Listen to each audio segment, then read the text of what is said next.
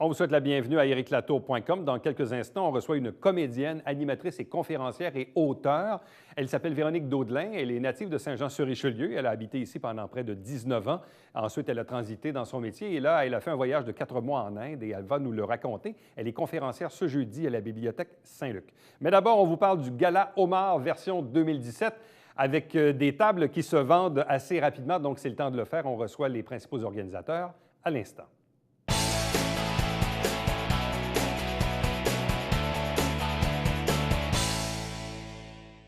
Samedi, le 27 mai à 18h au pavillon d'Extras au campus Fort-Saint-Jean, c'est le Gala Homard d'Alisa pour la Fondation des Amis du Rêve. 4 invités pour parler de cet événement. D'abord, l'organisateur, le responsable, le coordonnateur, Stéphane Laroche. Bonsoir. Salut, Eric. Accompagné du président de la Fondation des Amis du Rêve, également de Construction GCP, Gaétan Paradis. Bonsoir. Bonjour. Accompagné du commanditaire officiel du Gala, Gala Homard, qui porte le nom de d'Alisa, pas pour rien. Fernand Pasquale est avec nous. Bonsoir. Bonsoir. De même qu'Alain Poirier, qui, lui, est le président d'honneur du Gala Homard. Bonsoir et bienvenue. Bonsoir. Bon, tout d'abord, Stéphane, explique-nous un peu le contexte dans lequel on organise cette année. Parce que des Galas Homard, il y en a existé dans le passé. L'organisation a pu se transformer au fil des ans. En quoi c'est différent cette année? Bien, d'entrée de jeu, je veux juste dire que je ne suis pas seul à organiser ça. Oui. Là, on est une équipe, là, on fait ça avec la Fondation. Là. Il y a moi, il y a Gaétan, il y a Fernand, il y a aussi Jean-Charles Cléroux, Claude Levasseur et Charles Couture. C'est pas une édition qui est différente des autres. C'est la continuité des succès qu'on a eus les autres années. On avait une bonne formule.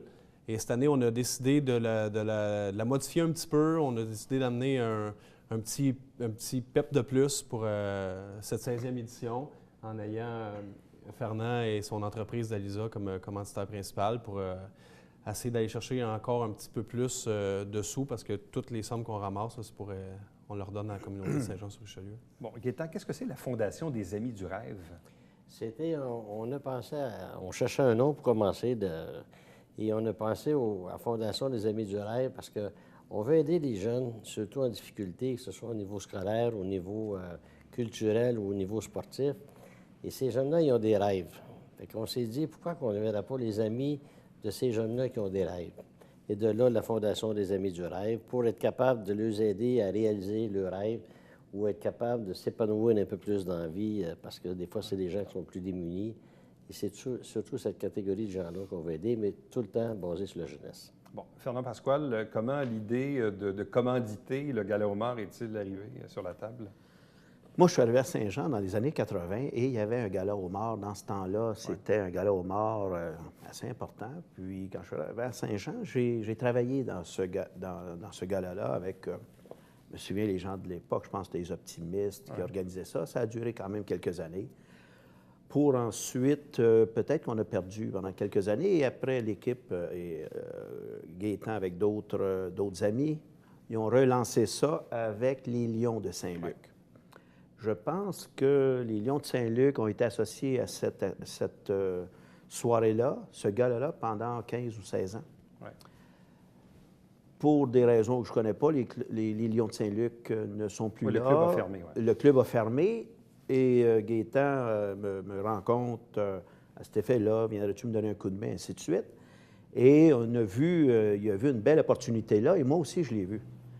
Pas seulement pour une question d'affaires, mais comment mieux être placé pour soutenir une cause à cœur, qui est les jeunes, que ce soit la culture, le sport, ainsi de suite. Et moi-même, quand j'étais plus jeune, mes parents sont européens, ils sont arrivés ici dans les années 50 avec, ne parlant pas la langue, avec des salaires très modestes. Et moi, je voulais faire du sport et je n'avais pas tout à fait les moyens. On n'avait pas les moyens de faire du sport. Et je me suis souvenu de ça. J'ai dit, wow! J'ai dit, comme la vie est bonne pour moi, comment faire pour pouvoir remettre en quelque part ce qui m'a manqué à ce moment-là et aujourd'hui, d'essayer de transmettre puis de donner au suivant. Ça m'a conquis, j'ai dit, pourquoi pas être là? Ils m'ont suggéré est-ce que tu pourrais nous supporter de cette manière-là? J'y ai pensé et j'ai dit oui. Je ne pouvais pas refuser. Alain Poirier, vous êtes président de Soleno, président aussi, en fait, personnalité d'affaires 2016 de la Chambre de commerce. Là, vous venez de perdre votre titre. Il y a quelqu'un qui prend la relève pour cette année. Mais blague à part, comment vous a-t-on approché pour assumer la présidence d'honneur du Gala Homard cette année? Bien, les organisateurs, Stéphane, entre autres, il m'a appelé, il m'a demandé si j'accepterais d'être président d'honneur, évidemment. Alors, j'ai dit oui. Puis, en retour, je dis si c'est possible de considérer l'étoile pour s'il y a des fonds qui peuvent être retournés en tant que supporter l'étoile ici à Saint-Jean-sur-Richelieu. Alors, c'est de cette façon que j'ai accepté d'être le président. Et ça va très bien, ce que j'entends, parce que tantôt, ils m'ont dit que ça allait très bien à ce niveau-là pour la vente de billets. Et l'Étoile, en fait, c'est une pédiatrie sociale en communauté installée ici depuis 2009 par le docteur Péloquin, qui est un membre certifié du docteur Julien de Montréal, qui a 250 bénévoles qui s'impliquent. Il y a des professionnels également qui s'impliquent auprès du docteur Julien pour aider la cause, parce qu'il y a 250 enfants qui profitent ou qui puissent avoir accès à l'Étoile. Visiblement, votre organisation doit être assez efficace parce que sans aucune publicité ou presque, parce que c'est à peu près la première fois qu'on en parle de l'édition de cette année, vous avez déjà 61 tables sur 80 de vendus. Oui, par les années, on vendait... pour vrai, on est vraiment contents. Par les années, on vendait 2 billets, 3 billets, 4 billets. Cette année, on va vendre 80 tables. Puis on est persuadé à la gang qu'on est, avec le réseau de contacts qu'on a, les amis, on lève le téléphone, on va vendre 80 tables. Mais c'est assez incroyable parce que sans aucune publicité, là, on est quoi? On est à la fin, presque fin avril. On offre une belle soirée. Là, pour vrai, là, on mange bien, on a du plaisir, ça danse, une belle soirée. Là. C'est un beau party qu'on a à Saint-Jean, on en est fiers. On le développe d'année en année, on en fait la promotion. Puis les gens, quand ils quittent, là, la moitié des tables sont vendues quand les gens quittent. Ils ont tellement eu du plaisir, ils ont tellement bien mangé. Les gens viennent nous revoir et sont très contents de revenir d'année en année. Donc là, il vous reste 19 tables à vendre, des tables de 10 personnes. Ouais. Ça se vend combien du billet? Il y a deux façons d'acheter des tables. Il y a des tables à 1500 $ qui sont le même type de service qu'on avait dans les années passées. Et cette année, on a upgradé avec des tables VIP. Sur la demande de certains de nos clients, ils ont dit on aimerait ça avoir de quoi de spécial. Exemple, avoir le homard tout décortiqué, servi dans l'assiette. Alors, on a dit, on va faire ça, on va donner une qualité de vin supérieure, on va donner des assiettes de fromage à la fin, on va habiller des tables, puis il y aura une personne attitrée à chacune de ces tables-là. Je dirais que cette année, on devrait vendre à peu près 20 tables sur 80 en VIP. Et naturellement, pour nous, c'est des revenus supplémentaires. Elle est de combien de plus? Une table ordinaire, c'est 1500, une table VIP, c'est 2000. Oh, quand même. Puis, je vais vous dire, j'ai déjà été dans des parties de homard à 250 $, tu vas devoir 2 homards, pas de vin, rien. Nous, on donne 4 bouteilles de vin par table. Le homard à volonté, il est excellent. Ceux qui n'aiment pas le homard, il y a du roast beef qui peut être servi à volonté aussi, des tables à pain, des tables à salade et des desserts. Et tout ça avec de la musique qui va partir de 9 h jusqu'à 1 h du matin sans arrêt. Alors, je pense que cette année, on a voulu redonner le goût aux gens. Puis comme Stéphane disait tantôt, j'ai des gens de Montréal que j'ai rappelés cette semaine qui étaient venus il y a 2 ans. Ils m'ont dit, on est assez contents d'avoir votre appel. Oui, je vous rappelle, puis c'est sûr qu'on va prendre une table. Puis les gens qui sont là, c'est facile à vendre parce que les gens qui sont venus ont tellement aimé ça, ils veulent revenir encore, même si on a augmenté un petit peu le tarif. Vous n'êtes pas surpris de l'ampleur, Fernand? Non, je suis très, très, très content.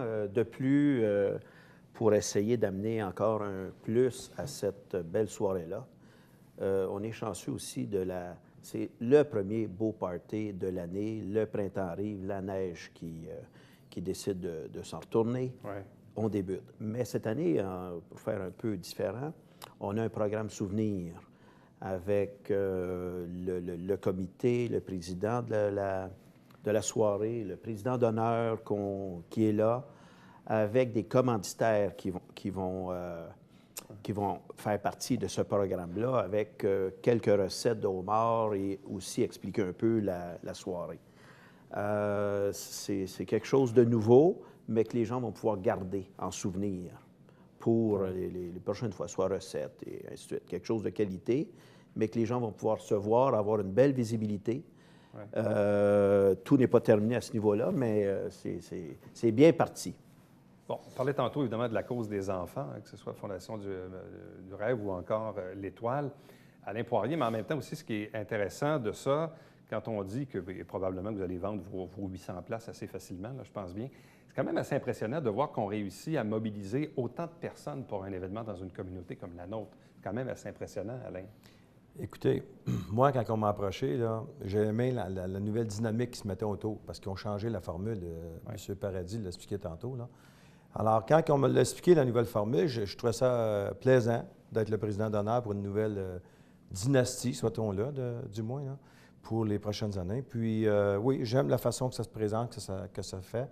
Et ça nous donne la chance, par mon rôle de président d'honneur, de participer à l'Étoile. Ouais. Je comprends qu'il y a beaucoup de fondations importantes, là, mais dans ce cas ici, pour moi, c'est l'Étoile. Bon.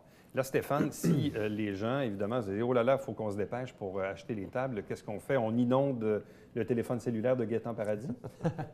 J'ai aucun problème avec ça. On va le mettre au on va donner le numéro de téléphone. Là aussi, on va donner une adresse courriel là, pour rentrer en contact avec nous s'il y a des gens qui veulent participer à cette soirée-là. On invite les gens à venir. Faites rapidement parce que ça va partir tôt. Puis on va redonner des sous à environ là, une dizaine d'organismes là, du Haut-Richelieu, là, essentiellement centrés sur, comme Gaétan a dit tantôt, sur les enfants, culture, sport, éducation. C'est les 3 créneaux qu'on s'est donnés, tous rattachés à la jeunesse. Les sommes, ils vont toutes être super bien utilisées. On va bien ramasser ça, on va faire des heureux et je peux rajouter l'utile à l'agréable. C'est que quand on s'est rencontrés la première fois, les gens disaient tout le temps, ouais, 800 personnes, c'est beaucoup. D'une façon, au campus, 800 personnes, c'est le maximum qu'on peut aller parce qu'on a déjà été plus que ça, les gens se pilaient ses pieds. Là, on veut donner de la place aux gens de danser. 800, maximum 800, il n'y aura pas 810, 820, oubliez ça. Et le résultat final on espère obtenir grâce à toutes ces personnes qui nous aident, soit les commanditaires majeurs, principaux, et ainsi de suite, et les gens qui vont mettre de publicité dans notre pamphlet, on vise 100 000 net et plus. 100 000 au bénéfice d'une dizaine d'organismes. Exactement. Ouais. Puis les montants exacts à chacun vont être déterminés par nous autres mêmes. Et certains vont avoir un petit peu plus, certains que d'autres, mais on veut donner la presque totalité. Et on va se garder un petit montant d'argent pour le futur. Qui arrive dans 2 ans, un projet majeur, spécial. On veut quand même se garder certains petits montants pour, s'il y a un événement spécial, on sera capable de les aider. Alors, faites vite, 514-386-1610. C'est le numéro de cellulaire à Gaétan Paradis. Appelez en grand nombre. Appelez en grand nombre. À vous 4, merci beaucoup, puis bonne chance. Merci, Eric, pour ta gentillesse. Merci. Restez avec nous, puisqu'au retour, on vous parle d'une conférence qui s'intitule « Je pars en Inde ».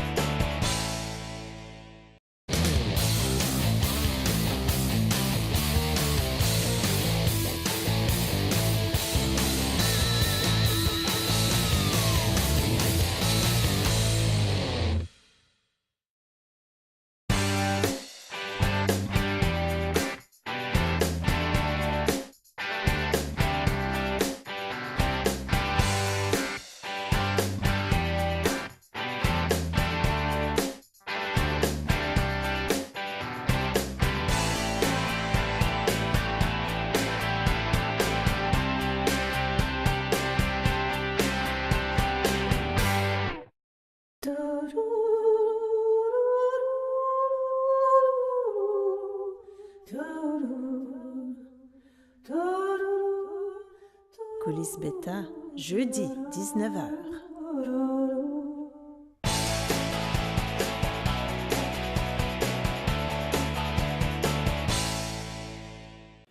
Le service des loisirs et bibliothèques de la Ville de Saint-Jean-sur-Richelieu organise tout au long de l'année différents types d'ateliers, de conférences. On en parle même ici à l'occasion de nos babières à l'émission. Là, il y a une conférence qui va être prononcée jeudi prochain, le 4 mai, à 19h30 à la bibliothèque Saint-Luc. Je pars en Inde. Et on reçoit d'avance la conférencière qui est avec nous, Véronique Daudelin. Bonsoir et bienvenue. Bonjour, merci.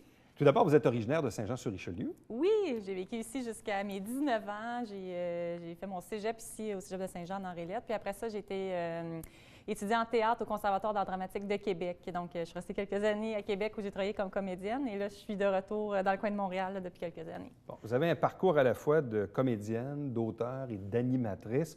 Là, vous avez dit, bon, oui, j'ai vécu à Saint-Jean-sur-Richelieu, parti étudier du côté de Québec. Donc, principalement, votre carrière dans la jeune vingtaine a démarré surtout à titre de comédienne? Oui, absolument. À Québec, c'est en fait, le Conservatoire, c'est une école qui est beaucoup axée sur la création. Donc oui, on a une formation de comédien, mais aussi on touche à la mise en scène, on touche à l'écriture. Donc quand on sort de là, souvent, c'est courant de partir des projets. Puis j'ai pas fait exception là, avec des amis. On a fondé à 4 une compagnie de théâtre qui s'appelait le Théâtre des Quatre Coins. On faisait tout à 4, c'était la création collective à son meilleur, écriture, mise en scène, le jeu à 4. Et on a fait beaucoup de tournées. D'ailleurs, on était venu jouer à Saint-Jean avec notre pièce Le Fantôme de Canterville. Puis voilà, ça fait son temps, cela dit, la création collective, parce que écrire à 8 mains, ça implique beaucoup de compromis. Puis voilà, donc moi, j'ai pris un tournant d'écriture qui maintenant n'est plus en théâtre non plus. Je me suis tournée vers un projet qui m'a étonnée moi-même, l'écriture d'un livre. Mais vous avez travaillé également sur différentes productions, dont certaines du côté du Cirque du Soleil. Oui, ça, je dois dire que c'est une surprise dans ma vie parce que c'est pas quelque chose que j'avais prévu, que j'ai vu venir, ou c'était même pas, disons, un rêve que je nourrissais. C'est arrivé vraiment par hasard dans ma vie. Le Cirque du Soleil en 2008, oui, c'est ça, en 2008 ou 2009, en tout cas.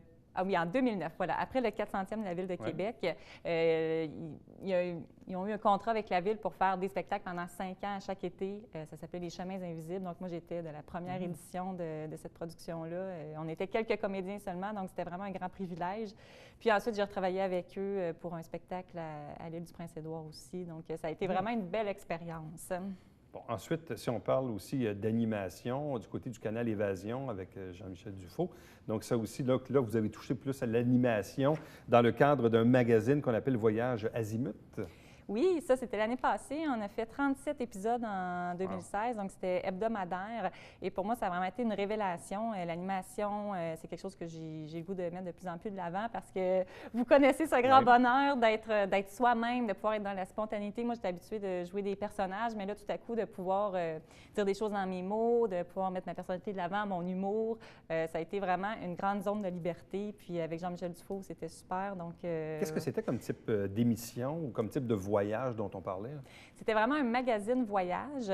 Donc, on ne voyageait pas, Jean-Michel et moi, mais on présentait plein de segments par rapport à des reportages qui étaient tournés justement à l'étranger, où on parlait beaucoup aussi de l'industrie du voyage, donc les nouveautés, les nouvelles destinations, les nouveautés voyage. Donc, voilà, il y avait plein de segments. Il y avait même un segment humour sur le voyage. Puis, il y avait toujours un segment vacances au Québec. Moi, ça me parle vraiment parce que je suis une grande amoureuse du Québec et du plein air. On a tellement des belles choses à faire ici. Donc, la vie au Québec, ça, c'était mon segment préféré. Donc, comédienne, touchée au Cirque du Soleil, animation télé, sur les voyages. Et là, on parle d'une conférence qui dit « Je pars en Inde ». Donc, est-ce que la piqûre de la découverte, la piqûre des voyages a aussi influencé le travail d'écriture?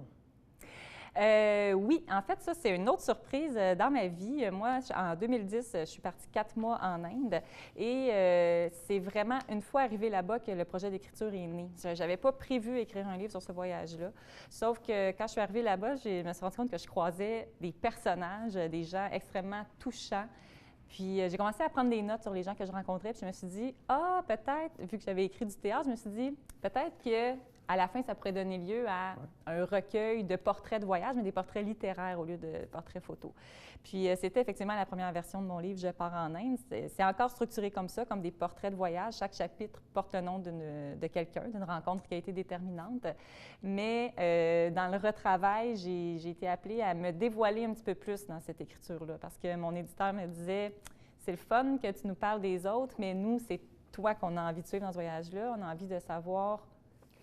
en quoi ces rencontres-là te transforment. Puis pour qu'on comprenne bien le poids de ces rencontres-là, il faut que tu fasses des liens avec toi. Donc, je n'étais pas partie pour faire un livre aussi personnel, mais finalement, ça a viré comme ça, puis je suis fière de l'avoir fait. Quelle était l'idée de dire, OK, là, je m'en vais en Inde 4 mois?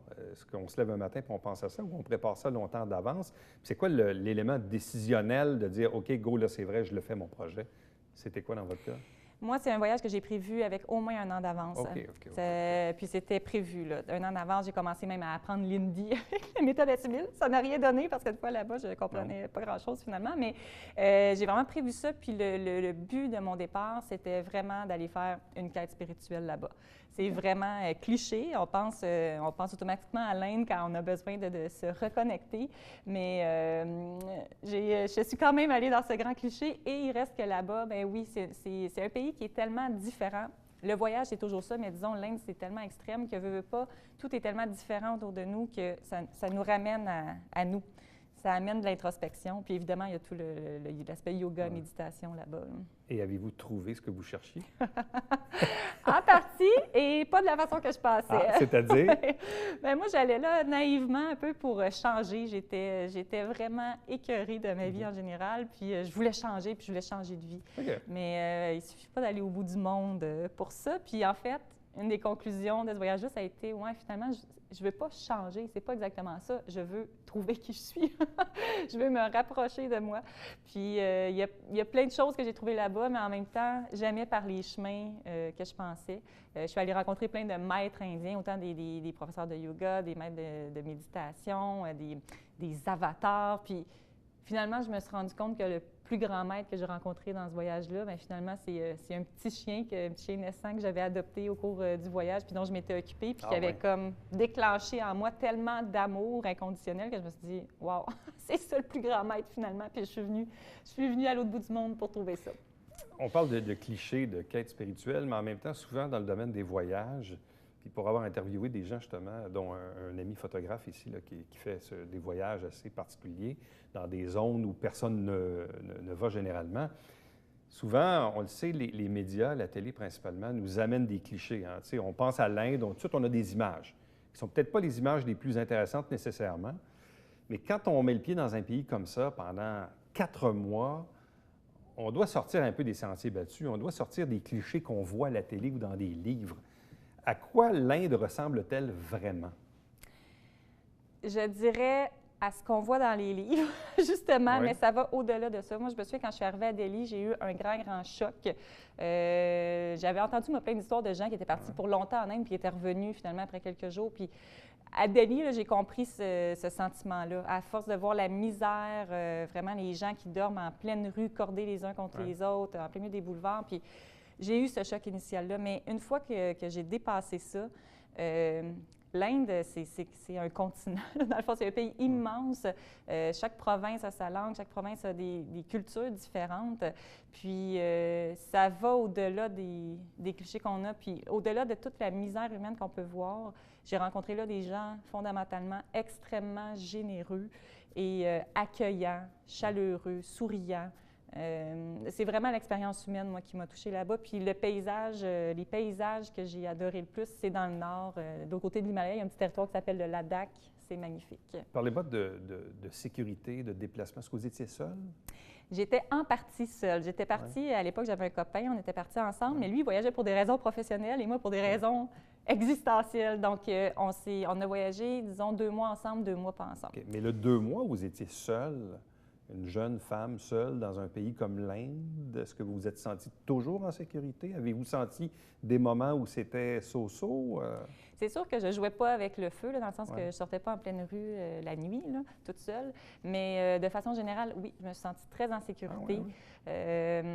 C'est sûr que moi, je restais longtemps aussi à chaque place. Je suis restée, par exemple, 5 semaines à Rishikesh, qu'on dit être la capitale du yoga. D'ailleurs, j'ai fait un cours intensif de yoga là-bas.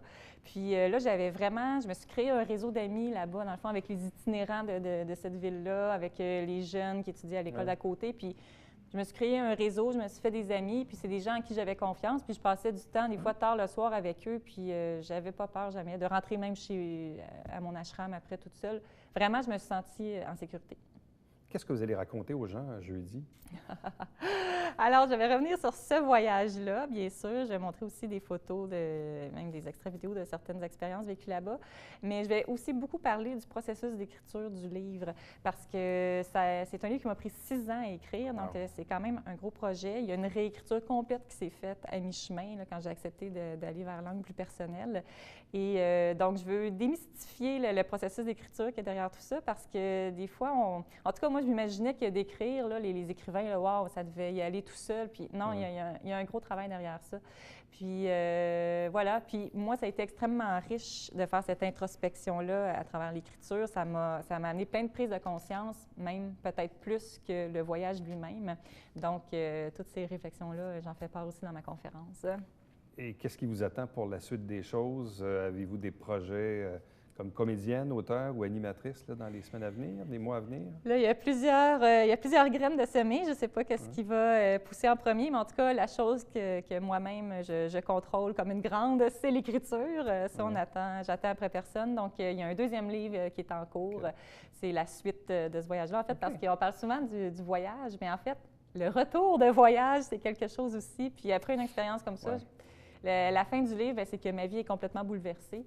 Puis ça finit sur un grand vide. Alors, qu'y a-t-il après le vide? Ce sera le deuxième livre. Là, vous habitez à quel endroit maintenant? À Verdun, à Montréal. Moi, venant de Saint-Jean, je me suis rendu compte que les bords de l'eau, c'est vraiment quelque chose d'essentiel dans ma vie. Je l'avais à Québec. À Montréal, ça manquait, mais depuis que je suis à Verdun, je suis... Et là, qu'est-ce qui vous manque le plus ou quel est le souvenir qui vous frappe le plus de votre 19 ans passé à Saint-Jean, de 0 à 19 ans? Bien, c'est mes années d'école, hein, donc c'est tous les gens, tous les amis que j'avais ici, que j'ai encore ici, ma famille est encore ici, donc je suis pas mal souvent dans le coin. C'était quelle école? Moi, j'ai étudié à Marcenay-Champagnat, de l'autre côté de la rivière. Véronique Daudelin, merci beaucoup. Merci, ça fait plaisir. On invite les gens, bien sûr. Donc, ce jeudi, 4 mai, 19h30, à la Bibliothèque Saint-Luc, je pars en aide. Merci. Merci. Reste avec nous au retour, le Babillard quotidien.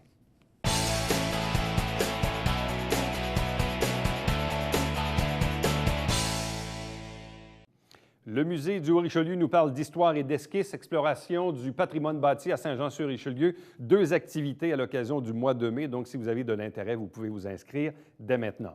On vous rappelle qu'à chaque semaine, on fait, nous, la captation du conseil de ville et on en retire des extraits qu'on vous résume dans notre émission Saint-Jean-sur-Richelieu, diffusée en ondes ou encore sur le web. Rappel du dimanche matin, 9h30 en direct avec le Télébingo, 3 500 $ en prix, 30 dépositaires dans la région pour acheter vos livrets. Et entre-temps, pour me joindre, Éric Latour en un mot, à commercial tvhr9.com. À demain. Bye-bye.